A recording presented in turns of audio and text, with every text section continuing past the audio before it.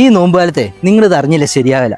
കാരണം ഞാനൊരു ഇടുക്കിക്കാരനാണ്. ഇടുക്കിക്കാരായ നിങ്ങൾ ഇത് അറിഞ്ഞേ പറ്റും. നമ്മുടെ രാജക്കാടുന്നേ കഴിഞ്ഞ 10 വർഷമായിട്ട് ഇത്രയും വലിയ കുരിശൊക്കെ ആയിട്ട് മലയാറ്റൂർമല കയറുന്നവരാട്ടോ ഇവരോട് നമുക്ക് ഇതിന്റെ ഡീറ്റെയിൽസും ചോദിച്ചു നോക്കാം. ജോഷേഷനെ പറഞ്ഞേ, ഇത് എത്ര നാളായി നിങ്ങൾ ഇത് പോകാൻ? 11ാമത്തെ വർഷം ഈ വർഷം. ഇത് എത്ര കിലോ ആണ് ഈ കുരിശിന്റെ വെയിറ്റ് ഒക്കെ? അത്യാവശ്യം നല്ല വെയിറ്റ് ഉണ്ട്. എത്ര 10-800 കിലോയ്ക്ക് മേളിൽ വരും. അത്ര ഉണ്ടോ? ഓക്കെ. നിങ്ങൾ പഞ്ഞിമരമാണ്. ഓക്കെ. നിങ്ങൾ ഇത് എത്ര പേര് ചേർന്നാണ് ഇത്? ഞങ്ങൾ ഈ കൊല്ലം എല്ലാ കൊല്ലം 15 പേരാ, ഈ കൊല്ലം 21 പേരുണ്ട്. Okay okay. 21 പേര് ആയിട്ടാണ് നിങ്ങളിത് പോകുന്നത്. അപ്പൊ ഇതിനൊക്കെ നിങ്ങൾ എക്സ്പെൻസ് ഒക്കെ നിങ്ങൾ തന്നെ ഷെയർ ചെയ്യും? ഞങ്ങൾ തന്നെ.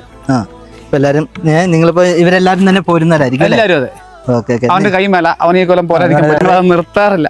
വർഷങ്ങളായിട്ട് കൈ വരാതിരിക്കുന്ന ആളാണ്. കഴിഞ്ഞ ദിവസം അതുപോലെ ആക്സിഡന്റ് ആയതാ.